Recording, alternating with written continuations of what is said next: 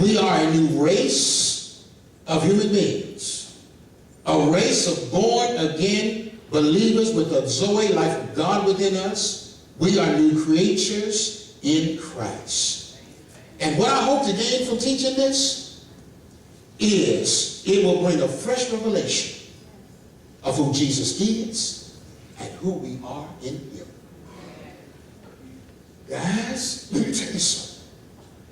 If we ever get a true revelation of who we really are in him, but to understand it, you got to go back to Genesis, where he originally made Adam to be and Eve to be. And we're going to look at a word called Tesla. That's a word that means an exact image and copy. When God made Adam, he made an exact representation of himself. It was like looking in a mirror. But God says, I'll run all of heaven and the universe. You be the little God on this earth. I didn't call you God. Don't run out here talking about Pastor, I'm God. No, you'll never be God, I'll never be God. Right. But as far as over this universe, he made him to be just like himself, and to run and to rule and to reign. And we got to get back to the original intent if this world's ever going to turn around. Listen to this. I want you to know, when we get done with this study, who you are in Christ, what you have in Christ, your new creation benefits. I'm going to tell you, you got some benefits, brothers and sisters. There's some benefits that we have not been using. But in order to access your benefits, we're going to have to look at the image of the Father, the image of the Son, and we're going to have to look at your own self-image. Some folks got some messed up images of themselves. Some are because of their upbringing. You know, you can tell when a person got low self-esteem and a wrong image of themselves. They're always trying to be like somebody else. And then they always try to impress you with who they are and what they know and what they got. Somebody was telling me one time they were just going on and on and on and on and on and on. You know, I had to stop them. I said, you know, I was already impressed when I met you. You don't have to keep on impressing me. I was impressed when I met you. So now you're just looking stupid. I was impressed when I met you. You ain't got to do that for me. But you can tell when a person has low self-esteem, it's when they always, listen, why when you were born an original, why you want to die a copy? Why would you want to die a copy of somebody else? And I'm telling you what, I have looked for 54 years, I can't find another CJ nowhere. I heard somebody grow in the spirit saying, thank God. But I have looked, I can't find another Doris. That's right. I can't find another, oh, thank you, Jesus. I can't find another Coeda. Right. I can't find another Mia Smith. I can't find one. You know why? Because you are the original, but people are trying to be like everybody else, they're going to die a copy of somebody else. How original you are, you're the only one out of the billions of people on this earth got the fingerprint that you had. Nobody. You mean tell me there's no gun and you got a different fingerprint from the billions of people on this earth? Right. Nobody got a fingerprint like you. That's how they called me. Mine was unique. Now there's certain people that look like, you know, they didn't say everybody got a twin on the earth. You know, there's certain people that look, people that make it pass for a certain person. But you can't fool this. Right. Because when they did some fingerprinting, what could I say? That, you know what I mean? But they hold this picture up to me, that's you kind of just figure your face and, no, baby, God made you so unique that you're the only one that has a fingerprint like you. I'm not sure, I had to look it up, maybe somebody can help me. Do twins have different fingerprints? Isn't that incredible? Share the same egg, but different. You can't tell me God is, you can't tell me just natural selection or something just decided to put itself together. You know what? You got to be a fool to be an atheist. You got to be a fool to believe in evolution because it's being disproven every day. I'm telling you, by the year 2021, Darwin would have been totally disproved, because they tell me right now that the theory of evolution is dying every day, and they now, even atheists and scientists are saying, somebody had to put this together. Somebody had to put this together. I was reading the other day, they took a cell and they broke it down to the smallest molecule. You know what they found in those cells? Machinery, things that look like machines inside a single cell. And the guy that was an atheist became a Christian because he said, somebody made this. I want you to know that who you are in him and your benefits, and we're gonna look at God's image, and when God looked at you, and we're gonna look when he built Adam and he made Eve, and then when he breathed. See, y'all really like this. When I start talking about his marriage, my next series I'm gonna do is marriage supposed to be this hard. I'm gonna show you something. Yeah, that one gonna preach right there. That gonna preach right there.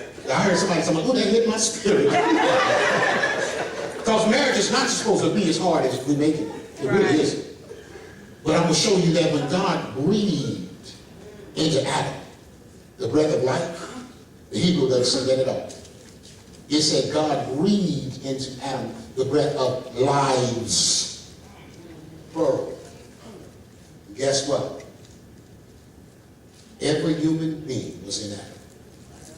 And Adam was a prototype man of Christ, because every human being is in Jesus. And when God breathed in him the breath of lives, and then he pulled Eve out of Adam. Oh God gave me a teaching. Let me tell you something. So many people are confused with their sexuality because the devil trying to prove to them and show them that God didn't pull all of Eve out of them.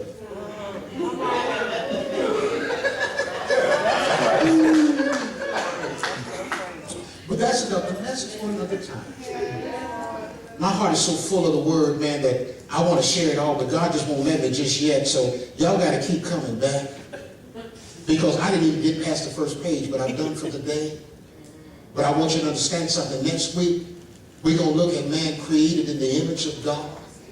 We're going to look at the exact imitation, representation that God wanted of the earth. God wanted a visual impression of himself in the earth. God wanted somebody that looked like him in the earth. God wanted somebody that ruled this earth the way he ruled heaven.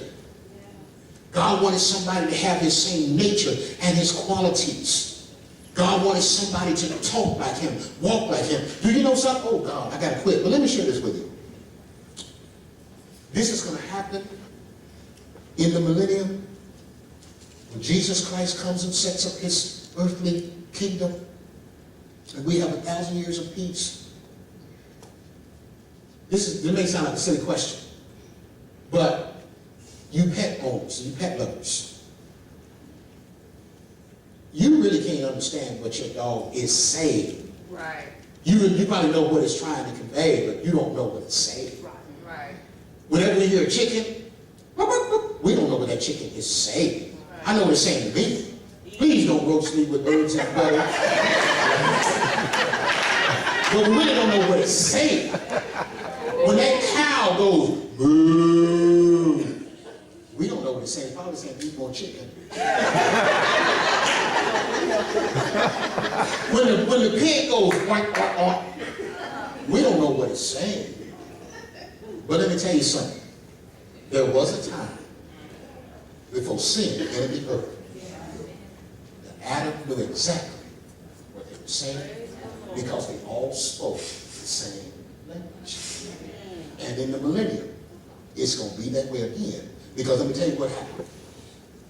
When sin came into the world, cows began to moo, pigs began to oink, chickens began to cluck. Why? Because sin brought confusion. And they couldn't understand one another. But the time is coming when the Bible says that the child will play with the adder, and the lion will lay down with the lamb. Why? Because they're all going to be able to communicate again. And we'll know there was a time Adam didn't struggle with anything. And this is also in my message, is marriage supposed to be this hard, is when God told Adam, he said, you lonely. Listen to this. Adam was so busy working for God, he didn't even know he was lonely. Amen. God will interrupt you when it's time for you to find a mate. He'll tell you you lonely. But until then, be so occupied with God that he'll have to interrupt you and say, boy, you lonely. But check what God did. Check this out. God said, I'm going to make a helpmeet for you. I'm going to make somebody to help you meet God and meet the mortgage paper. Praise God. He said, I'm going to make a helpmeet for you. But listen, as soon as he told Adam, I'm going to make a helpmeet for you, he didn't make Eve. Guess what he did? As soon as he said, I'm going to make somebody for you, that's just for you, I thought, okay, why wouldn't he do that right away? You know he didn't do that right away? Guess what he did? He told Adam to name all the animals before he gave him a woman. And I can just imagine Adam sitting on a rock somewhere. It could be days, it could have been weeks, it could have been months, it could have been years. We don't know how long it was. But every animal that came 2 by 2, I see 2 zebras. I see 2 elephants. I see 2 beagles. You're going to be a zebra. You're an elephant. You're a hippopotamus. You're a lion, tiger, a bear, oh my. That's what you are. But notice, Adam saw everything coming in pairs. Everything coming in twos. And Adam began to say, 1, 2, 1. 1 hippopotamus, 2 hippopotamus, 1 Adam. 1 zebra, another zebra, 1 Adam. 1 giraffe, another giraffe, 1 Adam. God was teaching something. 1 eagle, another eagle, 1 Adam. And Adam began to say, I am by myself. Then, after he named all the animals, then God caused a sleep to come on him. And then, now, in you just reading in the King James, it don't really tell you the whole story. The Bible said God took a rib out of Adam, but in the original, it said he snatched it out of him. And it was a violent thing. But before God gave him a woman, he told him to name everything so that Adam would see that there's nothing out there in the animal kingdom fit for you. I got to take it out of you myself. I'm here to tell you something. Don't be looking out in the world, in the animal kingdom. Oh, you better hear what I'm saying to you. Don't be looking out there in the world, in the animal kingdom, for your mate. God will bring your mate to you. But if you look at the animal kingdom, God was telling Adam, there's nothing for you out there, son. There's nothing for you out there but animals. And he said, don't you look out in the world for your mate. God says, I'll cause a sleep to come. You know why we don't understand women, brothers? Come on now. We were asleep when he made them.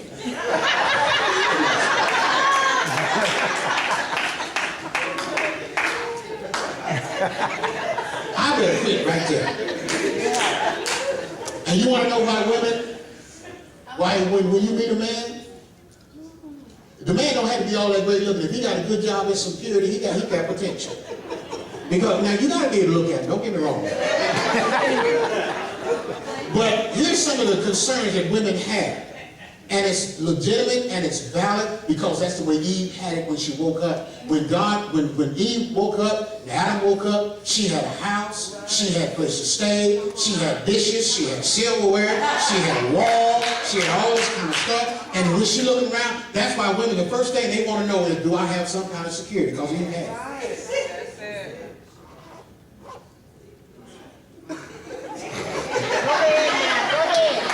Stand your feet.